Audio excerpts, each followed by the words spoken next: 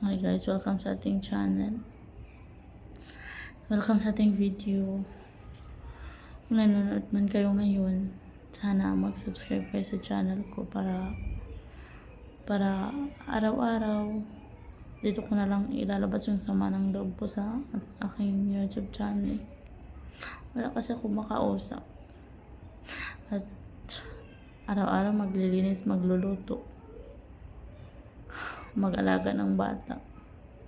Alam niyo, ang hirap talaga sa mga nagtatrabaho dito sa OFW.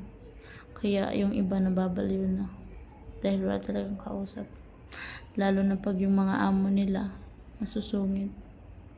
Ito nga guys, update ko kayo sa buhay ko. May gustong mag-asawa sa akin, isang Arabiano. Hindi naman ako maganda, ang pangit ko nga eh. Ito yung ipin ko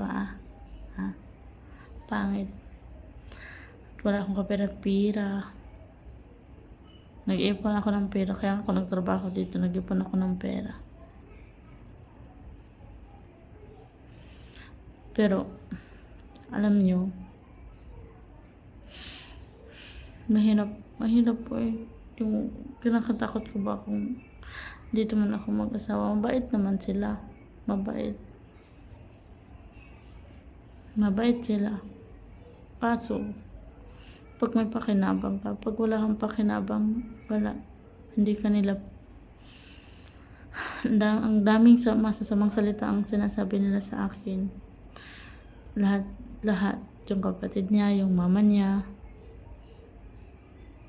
lahat sinabi na nila sa akin.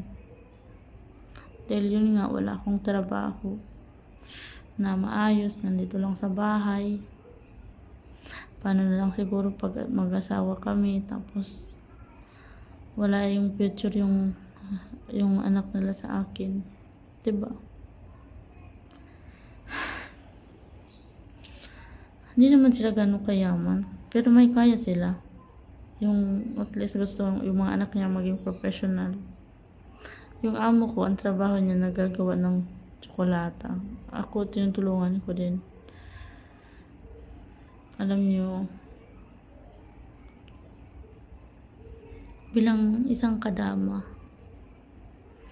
parang ang baba ng tingin ng mga Muslim dito na taga-Saudi. Ang mga kadama syakala sa kahit saang lugar ka pa, India, Malaysia, Indonesia, kahit saan ka pa, basta nagtatrabaho ka bilang isang kadama dito sa Saudi, ang baba ng tingin nila sa inyo.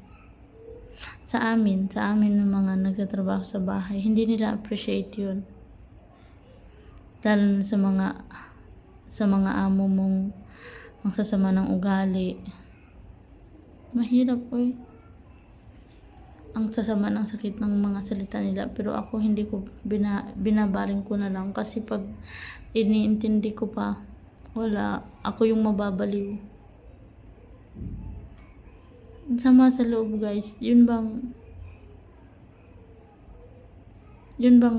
may gusto kang kausapin pero wala kang makausap. Kaya dito ko na lang nire-record yung video na to at upload natin.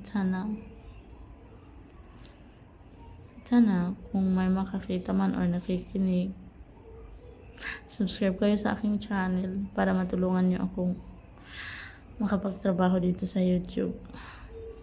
Ang agandang content, gagawa ko ng content soon. Maglalabas ako ng loob ng sama ko dito at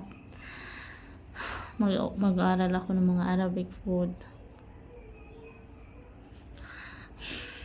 para naman may gawain ako sa pag time na talaga nagtapos na talaga ako dito. Sana pangarap ko na lang, sana maging maayos yung buhay ko, yung future. Yun lang mga guys, bye.